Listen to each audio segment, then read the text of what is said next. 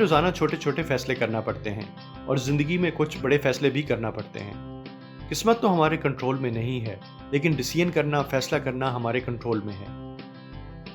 अच्छा फैसला होगा तो फ़ायदा होगा, कामयाबी मिलेगी। बुरा फैसला, कमज़ोर फैसला बहुत भारी पड़ सकता है, नुकसान हो सकता है। कुछ लोग फैसला कर ही नहीं सकते या फिर दूसरे उनका फैसला करते हैं। कुछ लोग अपनी गट फीलिंग यानी मेरा दिल क्या कह रहा है इसकी बुनियाद पे फैसला करते हैं। और कुछ प्रोज कॉन्स यानी फ़ायदा और नुकसान की लिस्ट बना लेते हैं। लेकिन एनी ड्यूक की किताब हाउ टू डिसाइड हमें यह सिखाती है कि फैसला करने का तरीकाकार क्या है, प्रोसेस क्या है, और इस किताब से हमारी डिसीजन मेकिंग स्किल्स बेहतर हो सकती हैं।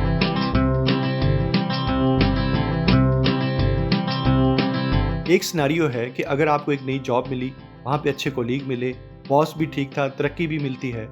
और दूसरा सिनेरियो है कि आपको जॉब मिली, वहाँ कुछ ज़्यादा अच्छा नहीं था और 1 साल के बाद आपको रिज़ाइन करना पड़ा। तो अगर पूछा जाए कि पहली जॉब का फैसला अच्छा था या दूसरी का, तो सब कहेंगे कि पहली जॉब का। क्यों? क्योंकि हम सिर्फ रिजल्ट्स को देखते हैं, आउटकम को देखते हैं। डिसीजन या फैसला कैसे किया, प्रोसेस क्या था, ये नहीं देखते। बस रिजल्ट अच्छा तो फैसला अच्छा। सबसे पहला नुक्ता जो हमें समझने की ज़रूरत है वो यही है कि फैसला और नतीजा 2 मुख्तलिफ चीज़ें हैं। हमने डिसीजन पर सोचना है, उसे बेहतर करना है, और अगर डिसीजन प्रोसेस को इम्प्रूव नहीं करेंगे तो दोबारा पुरानी गलतियां दोहराएंगे।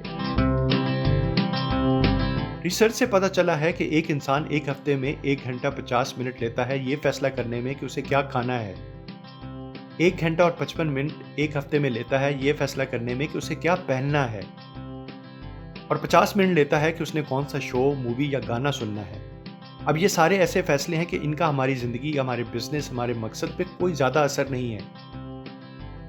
अगर इस किस्म की चीज़ों यानी खाना ऑर्डर करने पे, कपड़े पहनने पे या मूवी और टीवी शो देखने से पहले हम ये सवाल अपने आप से करें कि क्या ये फैसला मुझे 1 हफ्ते के लिए खुशी देगा? क्या 1 हफ्ते से ज़्यादा इसका इम्पैक्ट या असर मेरी ज़िंदगी पे होगा? अगर नहीं तो फिर यह फैसला बहुत जल्दी करें। अगर फैसला गलत भी होगा तो आप कुछ नया सीख लेंगे, लेकिन अपना वक्त और एनर्जी बचा लेंगे। जल्दी से फैसला करने का दूसरा तरीका है ओनली ऑप्शन टेस्ट। मिसाल के तौर पे अगर आपने मोबाइल फ़ोन खरीदना है, आप थोड़ी सी रिसर्च करके अपने बजट को देख के पहले 5-6 ऑप्शन चेक करते हैं। और उनमें से अगर आपको 2 ऑप्शन पसंद आती हैं, लेकिन इन 2 में कंफ्यूज हो जाते हैं और फैसला नहीं कर पाते, तो आप कोई सी एक ऑप्शन को अलहदा करें, सोचें और सवाल करें, अगर मेरे पास सिर्फ यही ऑप्शन होती तो क्या इसे आप खरीदते? अगर जवाब हाँ है तो बस देर न करें और वो पिक कर लें। इस तरह आप जल्द फैसला करेंगे और अपना वक्त और एनर्जी बचाएंगे। राइटर कहती है कि हमें बाज़ औक़ात फैसला करते वक्त वापसी का कोई रास्ता नहीं रखते। सिंगल डोर यानी बस सीधा जाना है और चेंज नहीं कर सकते।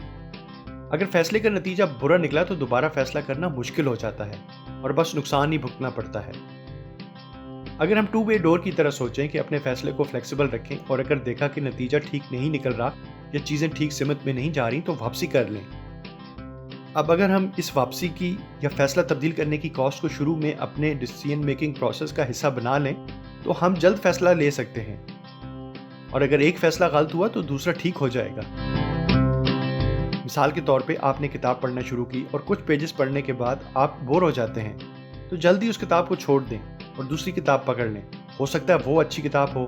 अगर पहली किताब नहीं छोड़ेंगे तो वक्त ज़ाया होगा और शायद दूसरी अच्छी किताब मिलने का चांस भी ख़त्म हो जाएगा। तो लिहाजा कोई भी फैसला वापस लेने की कॉस्ट ज़रूर मालूम करें। अगर कॉस्ट कम है तो देर न करें और कोई दूसरा फैसला कर लें। अब अगर कोई अहम फैसला है, बड़ा डिसीजन है जिसका आपकी ज़िंदगी पे गहरा असर होगा, ऑप्शन भी सिंगल नहीं है, फैसला वापस लेने की कॉस्ट भी भारी हो सकती है, तो आपको जल्दी नहीं करनी। इस फैसले के लिए थोड़ा वक्त चाहिए। सबसे पहले आप फैसला करने से पहले कामयाबी के नतीजे को क्वांटिफाई करें, उसको नंबर्स में देखें। मिसाल के तौर पे आप बिजनेस का फैसला करना चाह रहे हैं, तो आपके ख्याल से कामयाबी क्या है, उसको डिफाइन करें। मिसाल के तौर पे आप सोचते हैं कि अगर 30% प्रॉफिट हो तो कामयाबी है, तो ये आपका एक गेस है, ये एस्टीमेट है। अब इस एस्टीमेट के ऊपर थोड़ी सी रिसर्च करें, एक्सपर्ट से मिलें, किताबों से नॉलेज लें, ऑनलाइन तलाश करें, जब तक कि आपको यकीन हो जाए कि आपने आधी से ज़्यादा इन्फॉर्मेशन हासिल कर ली है। तो अब आप अपने एस्टीमेट को दोबारा रिव्यू करें। अगर काम या ज़्यादा करने की ज़रूरत आए तो अब भी आप इस पोजीशन में हैं कि एक अच्छा फैसला ले सकते हैं, अपना एस्टिमेट दुरुस्त कर सकते हैं। दूसरे स्टेप में आप अपने फैसले के एक से ज़्यादा नतीजे को, आउटकम को आइडेंटिफाई करें, उनकी शिनाख्त करें। हो सकता है आपके बिजनेस का प्रॉफिट कम हो लेकिन स्किल्स आप ज़्यादा सीख सकते हैं। हो सकता है इसमें आपको टीम अच्छी मिल जाए, वगैरह वगैरह। और हर नतीजे का प्लस और माइनस पॉइंट निकालें और आखिर में ये देखें कि ऐसा होने का इम्कान कितना है। थोड़ा सा यहाँ पे साइंटिफिक हो जाएं और डाटा को देखें और फिर प्रोबेबिलिटी यानी कितना चांस है कि ऐसा ही होगा जो आप सोच रहे हैं। तो ये किताब हाउ टू डिसाइड हमें ये सिखाती है कि कुछ फैसले ज़्यादा अहम नहीं होते। वो फैसले हमें happiness test, only option test और टू वे डोर टेस्ट के मेथड से जल्द कर लेने चाहिए। और ज़िंदगी के अहम फैसले जैसे करियर, शादी, बिजनेस, ये बड़े फैसलों को थोड़ा वक्त देना चाहिए और अच्छी रिसर्च के साथ टाइम लेके इनके ऊपर अच्छा फैसला करना चाहिए।